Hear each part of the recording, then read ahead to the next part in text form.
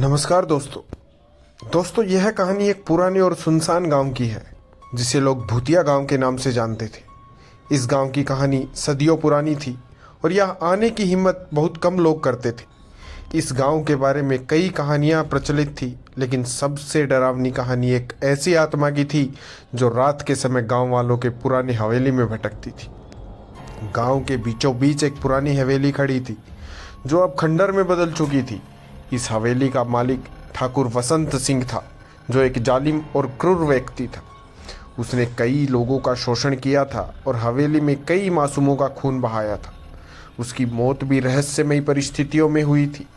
कहते हैं कि ठाकुर की आत्मा आज भी उस हवेली में भटकती है और जिसे भी वह मिलती है उसकी दर्दनाक मौत हो जाती है। अर्जुन एक नवयुवक था जिसे परलौकिक चीज़ों में गहरी दिलचस्पी थी। जब उसे भूतिया गांव की कहानी पता चली तो उसकी जिज्ञासा और भी बढ़ गई। उसने तय किया कि वह इस गांव में जाकर वहां के रहस्यों को सुलझाएगा। अर्जुन के दोस्तों ने उसे मना किया, लेकिन वह नहीं माना और अकेले ही उस गांव की ओर निकल पड़ा। जैसे ही अर्जुन गांव पहुंचा, उसे चारों ओर अजीब सा सन्नाटा महसूस हुआ। गांव के लोग चुपचाप अपने घरों में बंद थे और सड़कों पर कोई दिखाई नहीं दे रहा था। अर्जुन को हवेली की तरफ बढ़ते हुए ऐसा महसूस हो रहा था जैसे कोई उसकी निगरानी कर रहा हो। हवेली के अंदर पहुंचते ही उसने देखा कि वहां के दरवाजे और खिड़कियां टूट चुकी थी और हवेली पूरी तरह से वीरान थी। अर्जुन ने हिम्मत जुटाकर हवेली के अंदर कदम रखा। अंदर अजीब सी बदबू फैली हुई थी, जैसे कोई चीज सड़ रही हो। हवेली के हर कोने में धूल की मोटी परत जमी हुई थी। अर्जुन ने एक मशाल जलाई और हवेली के अंदर घूमने लगा।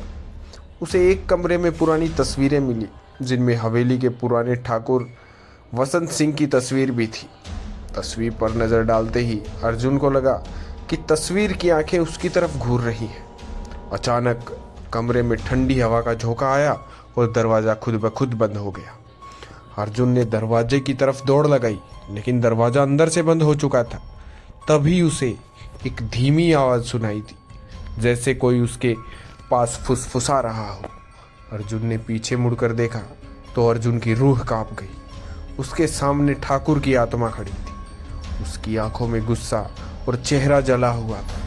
अर्जुन ने डरते हुए पूछा, तुम कौन हो? आत्मा ने हंसते हुए कहा, मैं वो हूँ जिसे तुम जानने आए हो। मैं ठाकुर वसंत सिंह हूँ। तुम्हें यहाँ नहीं आना चाहिए था।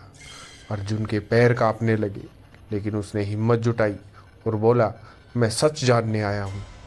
ठाकुर की आत्मा ने कहा, सच जानने की कीमत चुकानी होगी। अर्जुन ने भागने की कोशिश की, लेकिन आत्मा ने उसे हवा में उठा लिया। हवेली की दीवारें कांपने लगी और चारों तरफ से अजीबोगरीब आवाज़ें आने लगी। अर्जुन चीखता रहा, लेकिन उसकी आवाज़ हवेली की दीवारों के बाहर नहीं जा सकी। आत्मा ने अर्जुन को दीवार पर जोर से पटक दिया, जिससे उसका सर फट गया और खून बहने लगा। अर्जुन की आंखों के सामने अंधेरा छाने लगा और उसकी सांसें धीमी धीमी होने लगी। आखिरी बार उसने ठाकुर की आत्मा को देखा, जो अब उसके ऊपर हंसते हुए खड़ी थी। अर्जुन का मृत शरीर अगले दिन गांव के लोगों को हवेली के पास पड़ा मिला। उसकी आंखें खुली हुई थी और उसके चेहरे पर भय की स्पष्ट छाप थी। गांव के लोग समझ गए थे कि अर्जुन ने हवेली के उस भूत से सामना किया था, जिसने सदियों से हर उस व्यक्ति की जान ली थी जो उसकी सच्चाई जानने की कोशिश करता था। गांव वालों ने अर्जुन का अंतिम संस्कार किया, लेकिन हवेली और भी भयानक हो गई। अब वहां जाने की हिम्मत कोई नहीं करता और जो कोई भी इस गांव के करीब जाता है, उसकी चीखें हवेली की दीवारों में हमेशा के लिए दफन हो जाती। यह कहानी आज भी उन लोगों को डराती है और गांव की हवेली एक भूतिया जगह के रूप में जानी जाती है, जहां ठाकुर वसंत सिंह और उनकी आत्मा आज भी अपने अगले शिकार की तलाश में भटकती है।